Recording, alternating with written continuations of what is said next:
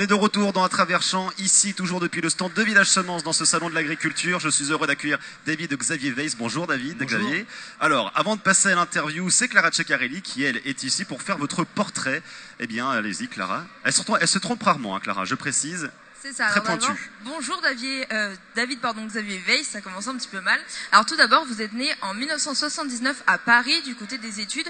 Vous possédez 2 masters, un en sciences politiques et un autre en affaires internationales. Vous sortez également de l'école supérieure de journalisme de Paris en 2003. Et la même année, vous commencez à travailler au service de la communication du porte-parole du gouvernement.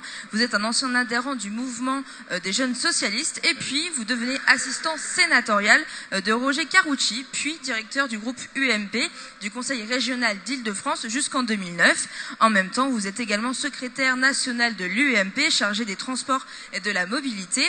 Depuis 2008, vous êtes conseiller municipal, puis adjoint au maire, délégué à la jeunesse, de la communication et de l'événementiel à Levallois-Perret.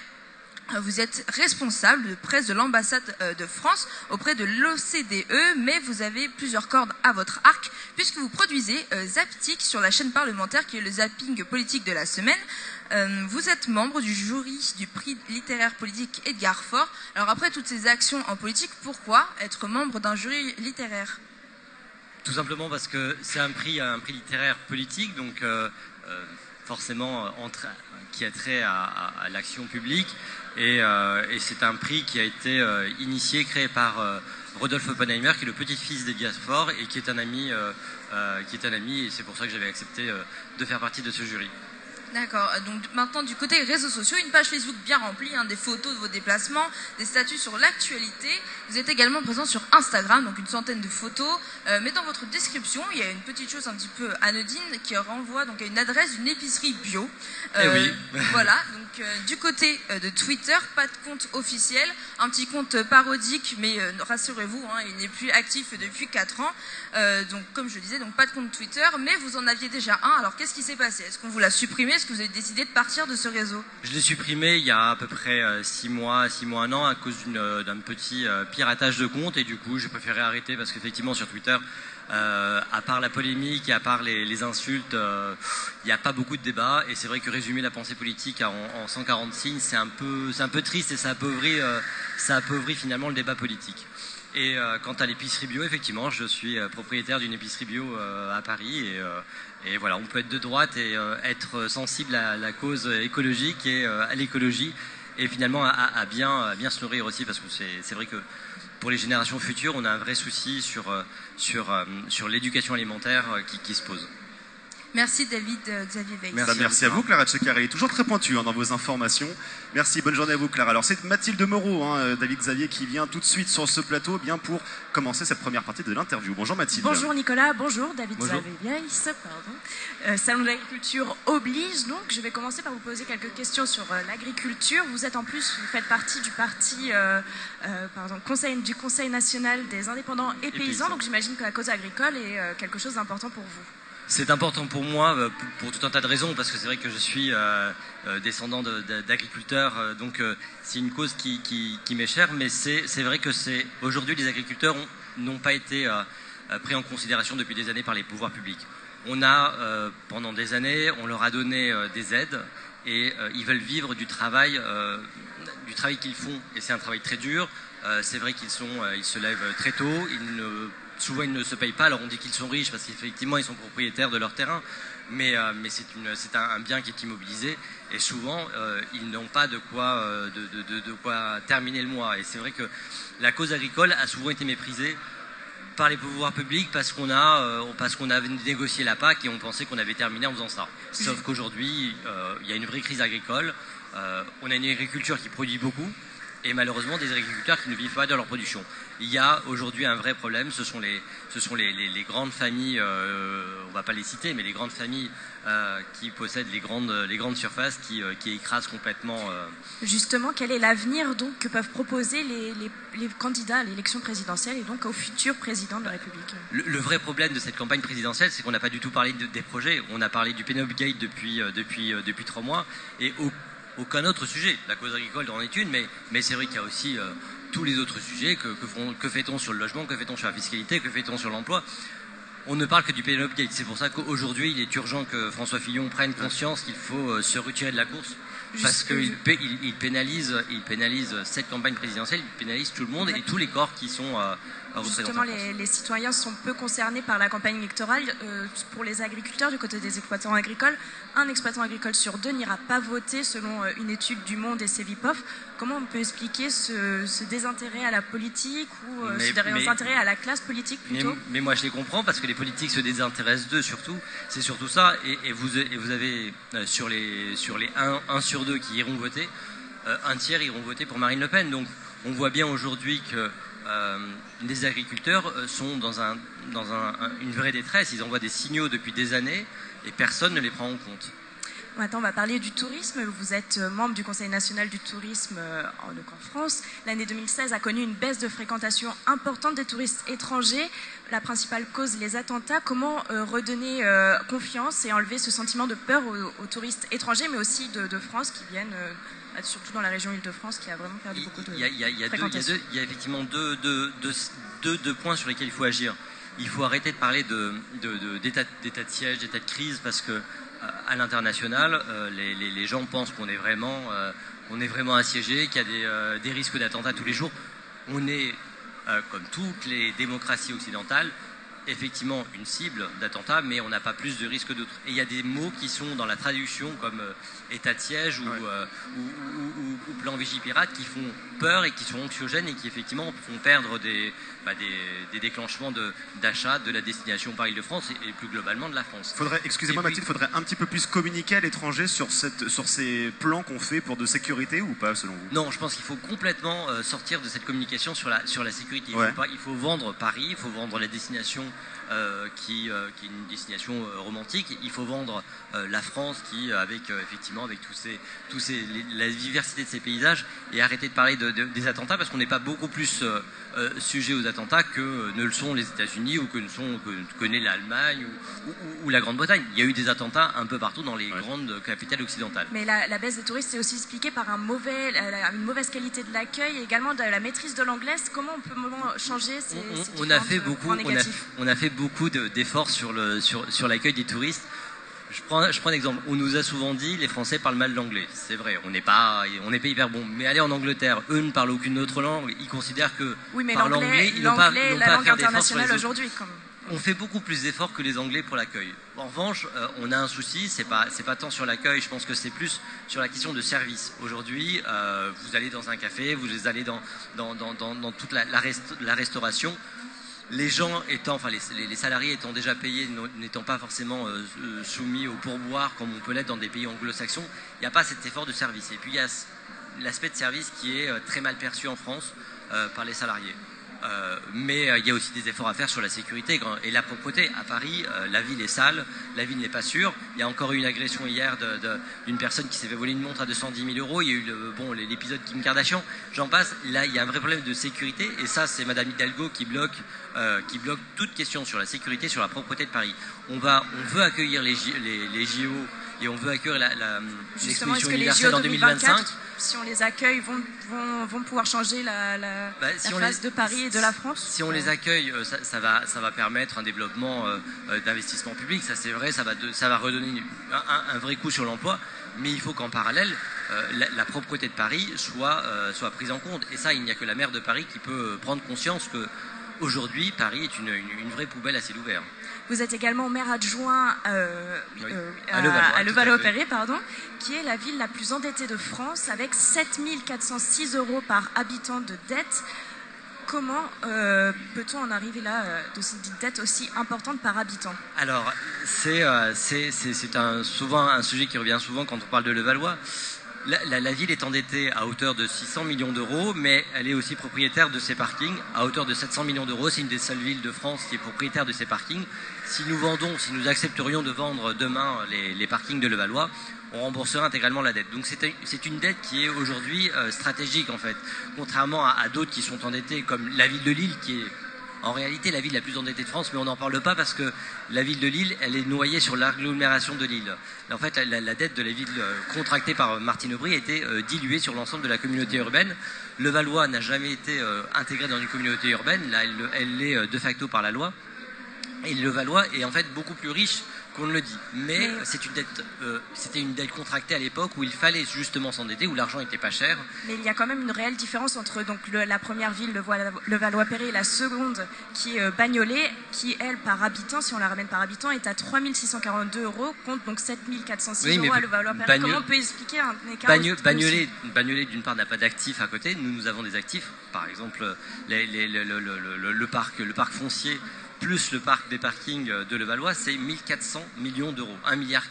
Donc finalement, c'est comme si vous vous endettez pour acheter votre appartement. Vous allez être endetté à 700 000 €, mais vous avez de l'autre côté 1 400 000 € d'héritage ou de prêt. Donc finalement, vous n'êtes pas endetté, vous avez de quoi subvenir si demain vous devez solder votre dette.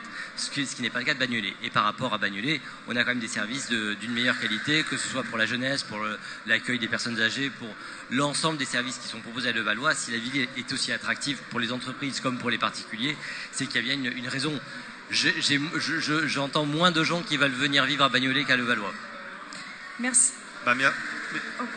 Depuis l'emprisonnement donc, du fils Balkany et la mise en examen donc, de Patrick Balkany, comment réagissez-vous au sein de la mairie de Levallois-Perret ? C'est une affaire qui concerne la vie privée de Patrick et Isabelle Balkany. Oui, ça tiens juste à souligner ça entraîne la ville en tout cas. Ça entraîne pas la ville, ça entraîne eux. Moi j'ai beaucoup d'affection pour Isabelle Balkany. Je suis triste de voir ce qui lui arrive. Je ne suis pas juge et je ne connais pas l'affaire. Je sais que c'est une affaire privée qui ne concerne pas la ville ni la gestion de Levallois, donc je ne m'exprimerai pas là-dessus. En revanche, je tiens juste à préciser qu'Alexandre Balkany est sorti de 2 jours de prison. Enfin, après 2 jours de prison, il est sorti et très peu de journalistes en ont parlé. Mais vous ne trouvez pas que ça entache l'image de la ville quand même ? Des affaires à répétition comme ça qui entachent le nom du maire? Non, parce que effectivement les gens qui veulent investir à Levallois, ils font la distinction entre l'image de Patrick Balkany, qui de toute façon avait dit que ce serait son dernier mandat. Donc en 2020, une ville comme Levallois, elle est attractive non pas par son maire, c'est par l'action de son maire. Et l'action de son maire, elle est remarquable. On a vu qu'il a fait des investissements aujourd'hui qui sont incontestés. Et quels que soient d'ailleurs les camps politiques, que ce soit la gauche qui reconnaît finalement à Levallois dans les débats qu'on peut avoir au conseil municipal, qui reconnaît finalement le côté visionnaire de Patrick Balkany, la droite menée par Arnaud de Courson, qui incarne une sorte d'alternative à Levallois, qui reconnaît aussi le travail de Patrick Balkany.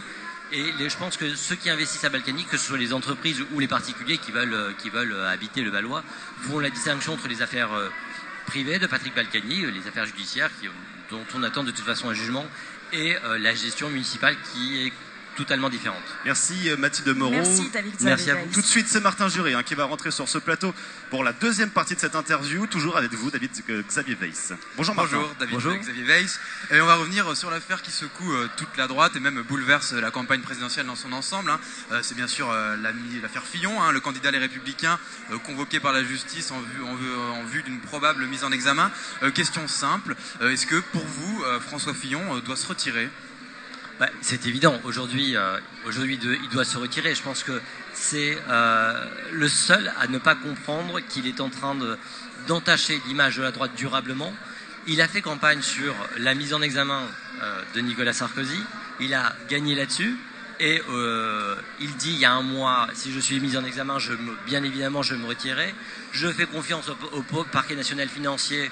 Je demande à être auditionné très vite et à ce que ça aille très vite. Ce que le parquet national financier a fait, puisque finalement, en un mois, la procédure a été accélérée, il va être mis en examen, et aujourd'hui, il conteste la justice de son pays. Comment peut-on être incarné, vouloir accéder à la fonction suprême en contestant la justice de son pays? Et demain, il organise une manifestation, qui me fait penser aux années 30, avec les Croix de Feu, et tous ces groupuscules anti-républicains, ces groupuscules quasi-fascistes. Moi, ça me fait peur, et franchement, il est en train d'entacher durablement l'image de la droite. Il faut qu'il se retire, et aujourd'hui... C'est une question de temps, ou il peut rester ? Ah, il peut rester, c'est-à-dire que s'il n'est pas conscient, et visiblement il a l'air d'être inconscient, il peut rester, mais il sera de toute façon balayé par les urnes. Moi, je ne sais pas comment il peut se référer à De Gaulle et à Seguin. Ils doivent se retourner 10 fois dans leur tombe, ces deux-là, parce que De Gaulle, on n'imagine pas De Gaulle être mis en examen, et encore moins Seguin organiser des manifestations fascistes contre les juges. Moi, je ne comprends pas ça. Alors pourtant, vous avez dit que le journaliste qui a sorti cette affaire a tué dans l'œuf tout espoir d'une campagne de fond pour cette élection. Vous avez rajouté même que c'est une lourde responsabilité morale. Les journalistes n'auraient pas dû sortir cette affaire? Non, le vrai problème, c'est la primaire, en fait. Le système des primaires n'est pas du tout adapté à notre système français. C'est adapté au système américain. C'était un vrai succès chez les Républicains, cette primaire. Ça a mobilisé beaucoup de gens chez les Républicains. Oui, beaucoup de réacs et beaucoup de fachos, mais malheureusement. Beaucoup de fachos? Non, écoutez, quand on voit ceux qui sont allés voter et le profil de ceux qui sont allés voter pour Fillon, oui. Mais donc les soutiens de Fillon sont des fachos? Ils étaient pas beaucoup il n'y a pas beaucoup de progressistes dans les rangs de Fillon. Mais le vrai problème, c'est que la primaire est adaptée au système américain parce que c'est une élection au suffrage universel indirect. Nous, en France, on a un président élu au suffrage universel direct et la primaire n'est pas adaptée à ce système-là. Quand je dis qu'on a tué dans l'œuf tout débat démocratique, c'est pas une critique vis-à-vis d'Hervé Liffron ou du Canard enchaîné qui ont sorti l'affaire. C'est la réalité aujourd'hui. D'ailleurs, on ne parle que du Penelope Gate, des affaires de François Fillon, de son comportement immoral, et on ne parle pas du tout finalement du fond, des propositions à faire en termes d'agriculture, en termes de logement, en termes d'emploi, en termes de que va-t-on faire pour la jeunesse de demain? Est-ce qu'on doit faire face à la robotisation qui risque de menacer 3 millions d'emplois dans les 10 prochaines années? Tous ces débats-là, on ne les aborde pas à cause de François Fillon et de ses affaires. Alors les annonces de retrait des soutiens de François Fillon se succèdent. Thierry Solaire, Nadine Morano, mais aussi son ancien directeur de campagne, Patrick Stefanini, homme clé de son équipe, des anciens soutiens qui le poussent désormais vers la sortie, mais qui peuvent difficilement le forcer. Chacun attend qu'il se retire. Qu'est-ce qui va se passer si François Fillon se maintient? Est-ce qu'il pourrait y avoir une deuxième candidature? Je pense de toute façon qu'il est urgent qu'Alain Juppé, et a priori ça va s'organiser comme ça. C'est le seul qui peut le remplacer? C'est le seul. Je vois pas Nicolas Sarkozy revenir. Je pense qu'il a. On a parlé un temps de Xavier Bertrand, François Barouin, Laurent Wauquiez. Oui, non, mais eux, que ce soit Xavier Bertrand ou François Barouin, ils attendent plutôt des postes de gouvernement. Ils n'attendent pas être eux-mêmes candidats à l'élection présidentielle. Je crois qu'Alain Juppé, aujourd'hui, j'ai pas de jugement à porter sur lui, mais je crois qu'il est aujourd'hui porté par beaucoup de centristes et par beaucoup d'élus qui vont de toute façon déposer dès mardi les parrainages en son nom, et ce qui forcera finalement Alain Juppé à prendre ses responsabilités, à être candidat. Et si Alain Juppé est candidat, il n'y a pas de place pour avoir deux candidats de droite. Et donc il y aura un retrait fatal de François Fillon. Une dernière question peut-être. Allez-y Martin, je vous en prie. Le problème aussi, c'est François Fillon a été élu sur une ligne franche d'une droite. Est-ce que Alain Juppé peut récupérer cette ligne? Non, il n'est pas obligé. Enfin, si on prend Alain Juppé et si la droite choisit de prendre Alain Juppé, vous savez, en plus c'est un faux débat, vous savez, les programmes, on parle beaucoup de programmes des candidats à la présidentielle. Un président, il doit nous donner le cap de ce que doit être la France dans 10 ans, où la France doit se situer sur l'échiquier international, sur l'échiquier européen, parce que regardez, François Hollande avait un programme, qu'on ait voté pour lui ou pas, qu'on ait contesté ou non son programme en 2007, 2012, pardon, il n'a pas eu de majorité parlementaire qui a été capable de le mettre en œuvre. Il avait une majorité socialiste, malheureusement, son courant n'était pas majoritaire dans cette majorité socialiste. Donc on voit bien aujourd'hui que vous pouvez avoir tous les programmes que vous voulez, il faut ensuite avoir une majorité large. Et il faut avoir une légitimité pour la faire appliquer. Ce que n'aura de toute façon pas François Fillon si, par un miracle quelconque, il venait être élu. Quelle légitimité aurait-il pour réformer le droit du travail quand sa femme est mise en examen ou lui est mis en examen pour emploi fictif? Voilà. Et or, la valeur travail, on sait que ça fait partie des réformes à entreprendre. Et il y a beaucoup de réformes à entreprendre, mais la valeur travail est celle qui sera notamment traitée dans le prochain quinquennat. Et François Fillon n'aurait aucune légitimité là-dessus. Merci beaucoup. Merci à vous Martin Juré, merci à vous David de Xavier Vey, c'est bien d'avoir accepté notre invitation. C'était un plaisir. Une très bonne continuation à vous. On va faire une très courte pause dans cette émission d'À travers champ. Dans quelques instants, nous recevrons le magicien Sylvain Mirouf qui fait son grand retour à la télévision. C'est tout de suite dans À travers champ.